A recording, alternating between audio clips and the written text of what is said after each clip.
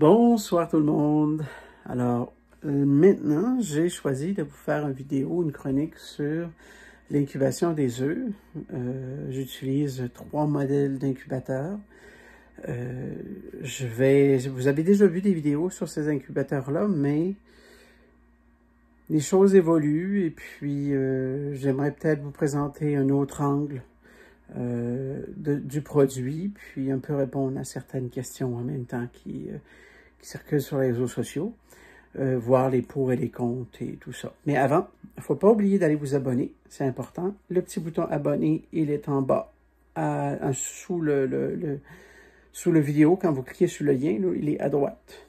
Et puis, il faut cliquer sur « J'aime la vidéo » aussi, le petit pouce bleu. Donc, on clique sur « Abonner » et ensuite, on met un pouce bleu sur la vidéo et c'est parti.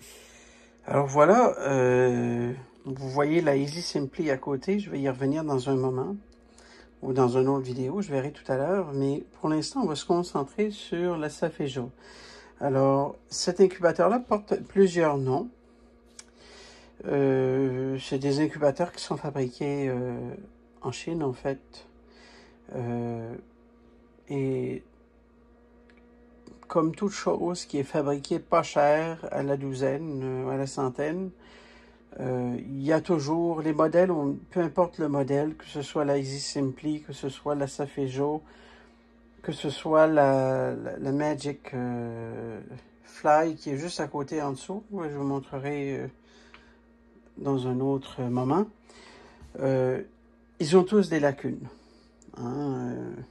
Alors, à moins de payer 1000 $, pour un incubateur de la même grandeur, pour avoir une qualité au niveau du thermostat, des tourneurs et tout, il ne faut pas avoir des attentes très, très élevées. Il faut plutôt apprendre à connaître sa couveuse, puis à voir qu'est-ce qu'elle peut nous offrir et comment on peut compenser.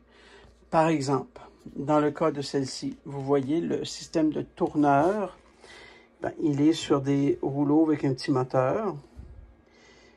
Ça ne marche pas du tout. L'ingénieur n'était pas à son poste quand il a fait ça. Je vous l'assure. En fait, ça fonctionnerait bien si l'œuf avait une forme cylindrique. Mais l'œuf, il est ovale, et pas rond, en fait, comme un cylindre. Ce qui fait que quand le rouleau tourne, les œufs finissent par avancer, avancer, avancer, avancer, avancer et botter les uns contre les autres. Et tout le monde se retrouve d'un bout du rouleau, ça voyage que dans une direction. Alors, c'est pas agréable parce qu'il faut continuellement ramener ses œufs sur le tourneur, comme ça.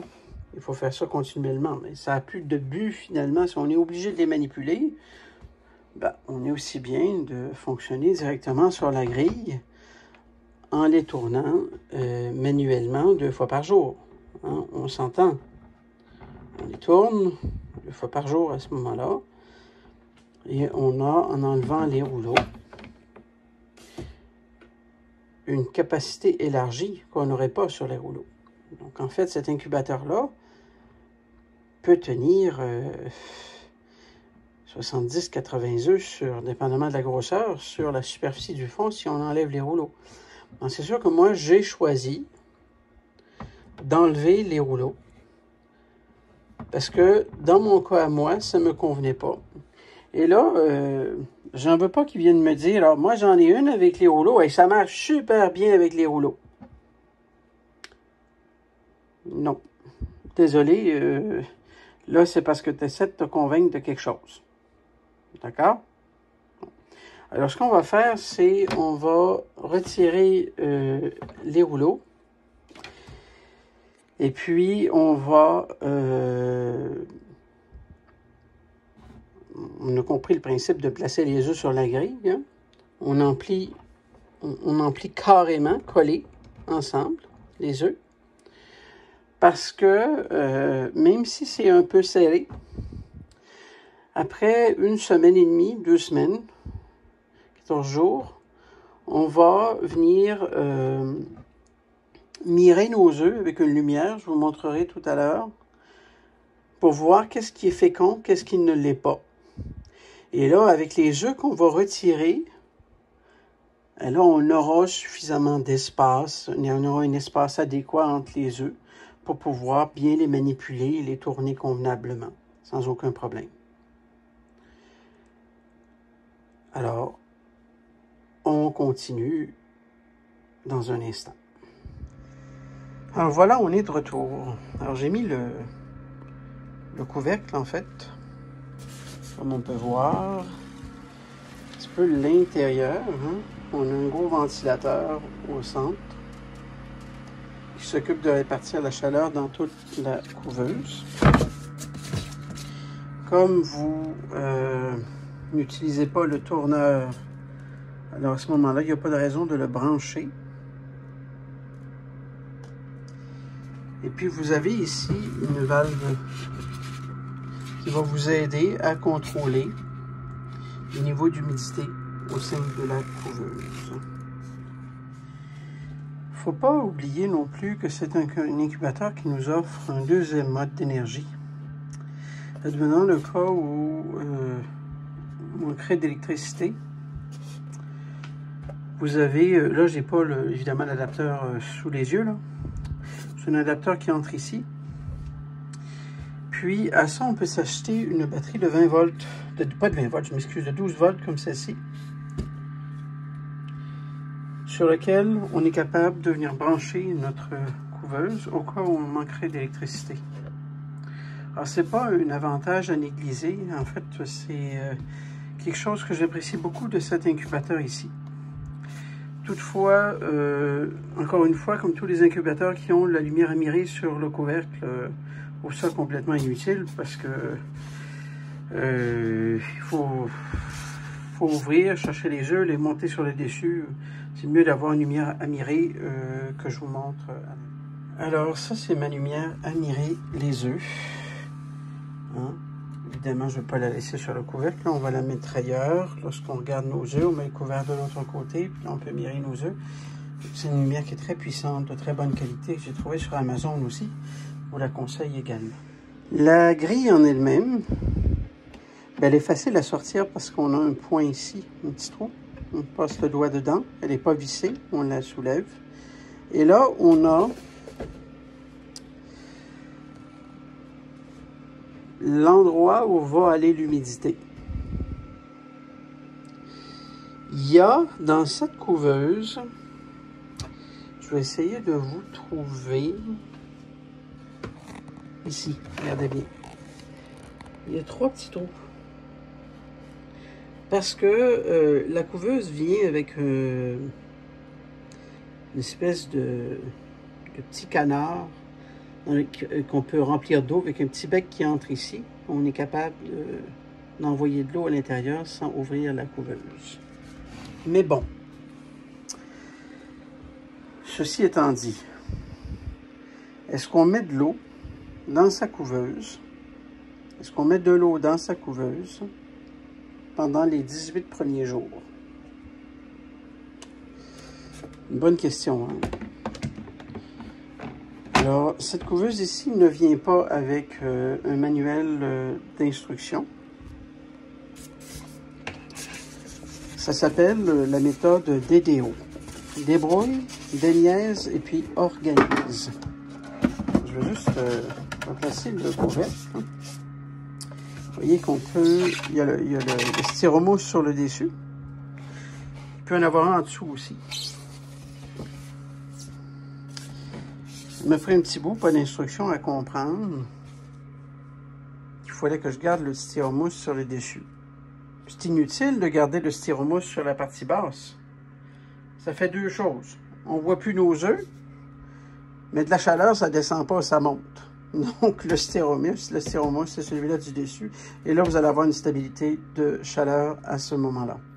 Alors, la méthode DDO, débrouille, déniaise et organise. Quand ça vient, pas d'instruction, on est un petit peu démuni. Puis il faut jouer avec les boutons jusqu'à ce qu'on arrive à des résultats qui ont de l'allure. Alors, c'est ce que je vais vous montrer aujourd'hui. Vous amuser un peu avec les boutons pour comprendre le fonctionnement de l'appareil. Sauf que c'est un appareil qui va bien vous servir dans le sens où le thermostat il va maintenir sa température, il va pas lâcher en cours de route, ou, contrairement à la Magic Fly, qui, elle, a une très belle conception, beaucoup mieux que celle que je suis en train de vous montrer, mais où le thermostat est défaillant. J'en ai acheté 2, défaillant dans les 2 cas, où jusqu'au 15 ou 18e jour, tout va bien, et puis tout à coup, ça se met à aller mal, ça part en vrille, et puis si on n'a pas un incubateur de secours, ben à ce moment-là, c'est foutu. Alors, on va s'amuser avec les boutons un petit peu sur la Safijo, justement. Alors, vous avez ici une programmation pour le tourneur. Donc, ici, il est programmé pour tourner à tous les 1h25, finalement. C'est inutile, vu qu'on a retiré le tourneur. On a l'espace température ici, qui est en Celsius, je vous rappelle. Et on va chercher ici une température de 37,7, voire probablement 38. Je vais vous expliquer pourquoi dans un moment. On a ici le niveau d'humidité qui doit se situer pendant les 18 premiers jours autour de 40%. Et puis, on a le nombre de jours d'incubation. Alors maintenant, on va y aller étape par étape pour comprendre, avec le jeu de boutons qui est ici, quoi modifie quoi exactement. Alors, c'est un incubateur qui a plusieurs modes, comme vous voyez. Alors, si on met son doigt sur mode, regardez les jeux de lumière ici. Hein? Vous avez poulet, donc chicken, duck, canard, goose pour les oies, pigeon. Vous avez le mode chauffage, humidité, tourneur, puis le fait que la température soit constante. Hein? Donc, on va venir appuyer sur mode, puis on va regarder le jeu de lumière. Qu'est-ce qui se passe ici? Regardez bien. Donc, on tient le doigt enfoncé. La lumière change de place. Donc là, on est en mode poulet, en mode poule. Puis évidemment, on est en train de chauffer le plat. Et donc là, à partir du moment où on est en mode poule, là, on va jouer sur les réglages, le setting. Mais pour le moment, je vais juste vous montrer. Là. Vous voyez, regardez, on va changer de mode comme ça. Donc, canard, en mode oie, en mode pigeon,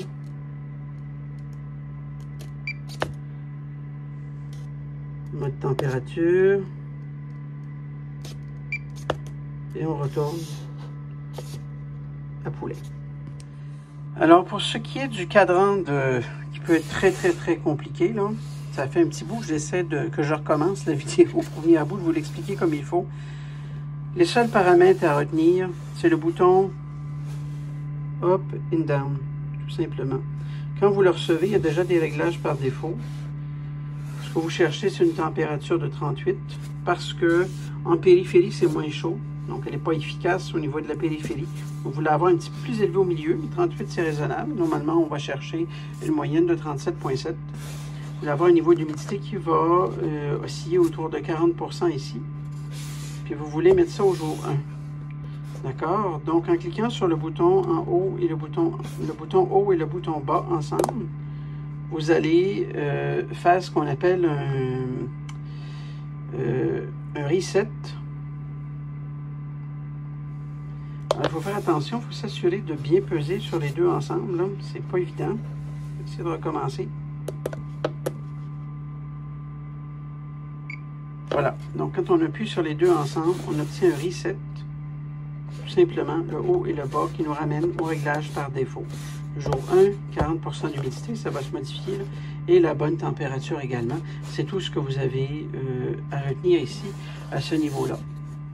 La question, c'est jamais facile avec ces couveuses qu'on ne paye pas cher là. Parce que un autre point à retenir, c'est que les thermostats ne sont pas fiables. Alors, ça veut dire qu'il faut calibrer sa couveuse pour justement avoir une certitude que la température est la bonne finalement. Et là, ben, il y a un choix de thermostat à faire. Évidemment, j'ai deux modèles ici. Parce que, au départ, mon inquiétude, c'était qu'il y a un problème avec je voulais avoir une fiabilité. Alors, j'avais le thermostat de la couveuse.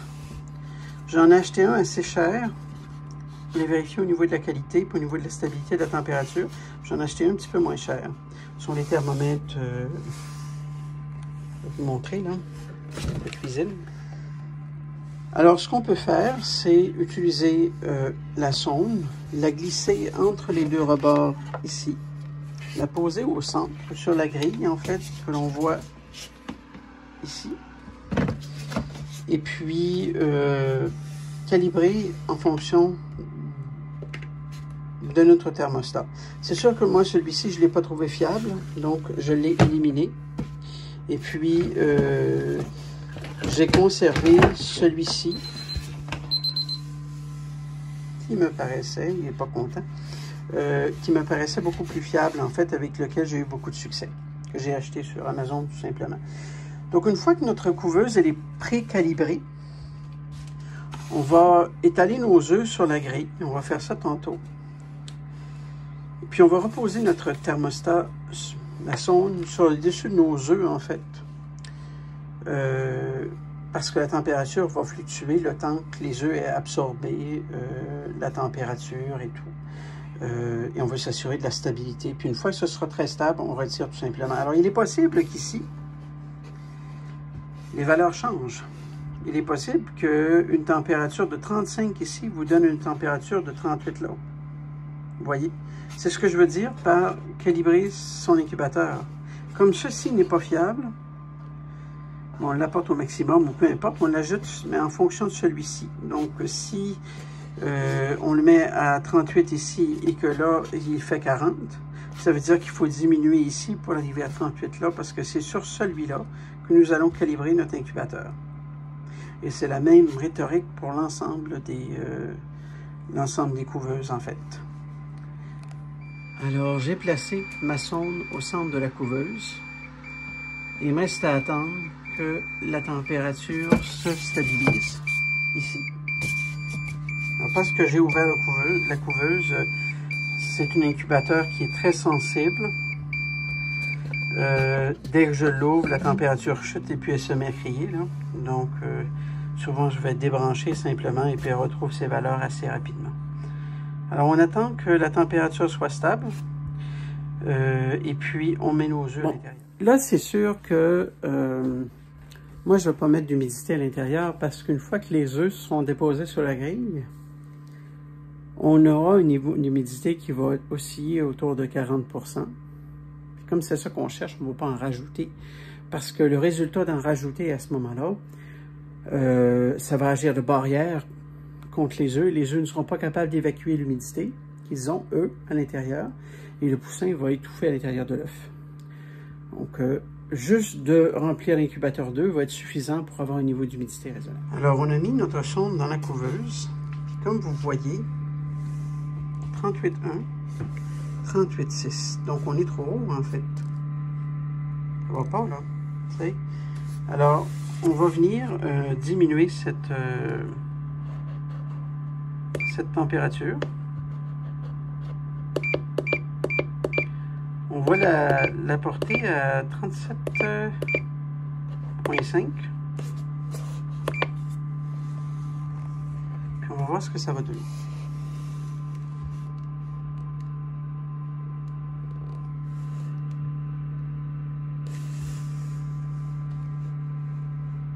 On descend un petit peu. On descend encore. Ce qu'on veut, c'est une lecture de 38.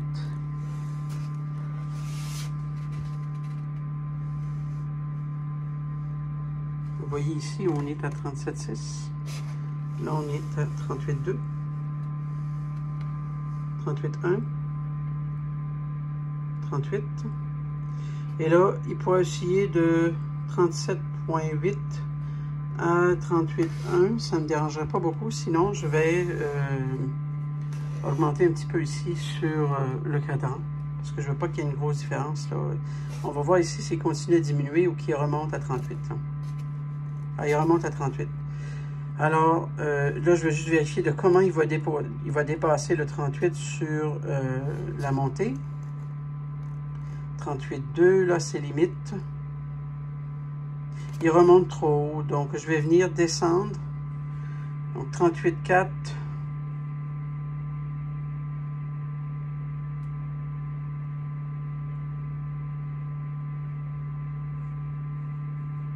Il va vraiment passer à 38,3 là. Donc 38,4. Donc ce qu'on va faire, c'est qu'on va y redescendre. Alors il faut faire attention, il faut choisir un juste milieu. Donc ici, on va descendre un petit peu. Donc toujours sur notre setting. Puis on va descendre de 2. On va voir. Alors, on va regarder ici. Donc on est à 37,3. Parce que ça nous donne ici. 37,7.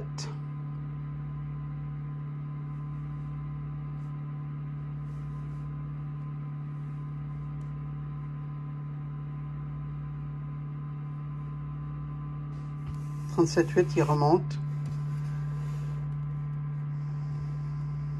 9. 8. Et là, je cherche maximum 38,2. Parce qu'il faut se donner une marge, c'est pas très précis, donc il faut se donner une marge. Je voudrais pas qu'il monte à 3 là. Je voudrais qu'il reste à 2, puis qu'il recommence à descendre. Alors, vous voyez, là, il recommence à descendre tout simplement. Alors, sur la descente, 38. Et normalement, on devrait descendre à 37,7, 37,8. Comme c'était tout à l'heure avant qu'il remonte.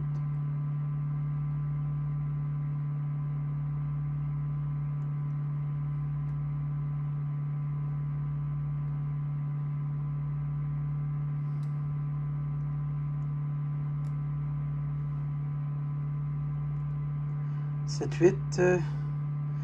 Là, il va remonter. 37,9. 37,8. Ah, on était à 38 en fait. 38,1. 38,2.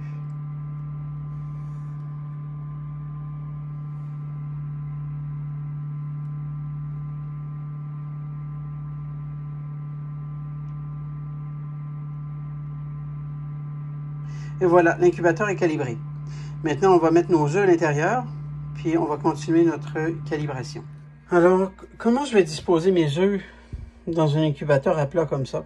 On a toujours une pointe descendante, une pointe montante, une pointe descendante et montante pour avoir une meilleure disposition et un meilleur lignage pour être capable de les tourner par la suite. Bon, voilà.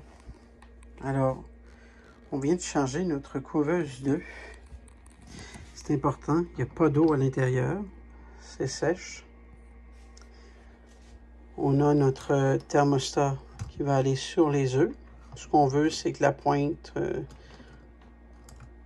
on va la diriger tout à l'heure quand on va fermer le couvercle, mais ce qu'on veut, c'est finalement une pointe qui soit un petit peu comme ça, par en haut, si vous regardez, là, à peu près au centre, pour avoir une bonne lecture de température à ce moment-là.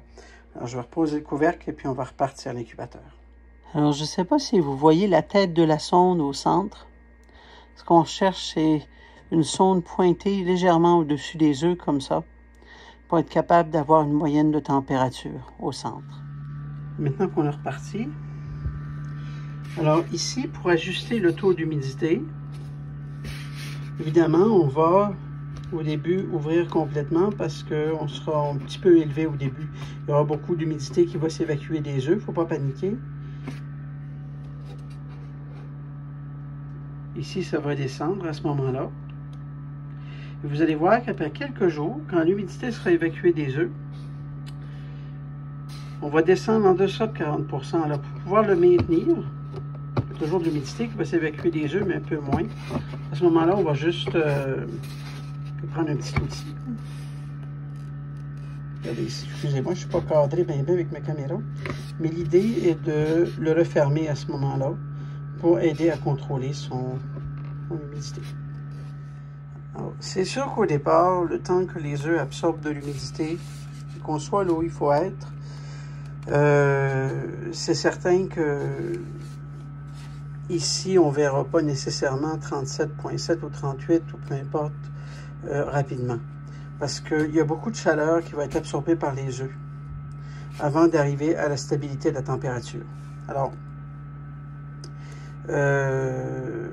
pour l'instant, il nous reste à attendre que ça se stabilise.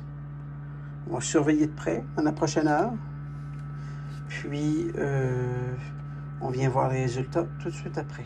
Bon, écoutez, on est quoi, 30 minutes après. Je voulais vous montrer là, à quel point on atteint. C'est en train de se stabiliser. Donc, on est maintenant à 40% d'humidité, 41. On s'approche du 38 degrés. Le thermomètre ici, on est à 36,4. Et on arrivera là où on doit arriver d'ici peut-être 1 heure, le temps que ça se stabilise à l'intérieur. Alors bon, ben voilà ce que vous avez en gros à savoir au sujet de cet incubateur. Elle n'est pas conçue pour tout le monde. Ça prend des gens qui sont débrouillards, des gens qui aiment les bébelles. Et puis, mais si vous voulez vous donner la peine, c'est un incubateur qui n'est pas cher et qui va quand même vous donner de bons résultats à la fin. Donc, c'est pas que je recommande cet incubateur-là sur le plan, si vous en faites vraiment à grande capacité, mais si vous voulez vous amuser un peu, vous voulez pas investir beaucoup, ça demeure un bon choix en soi. J'espère que vous avez aimé la vidéo. N'oubliez pas de vous abonner à la chaîne et puis d'aimer la vidéo également. C'est toujours apprécié d'avoir échangé avec vous. Bonne fin de journée à vous.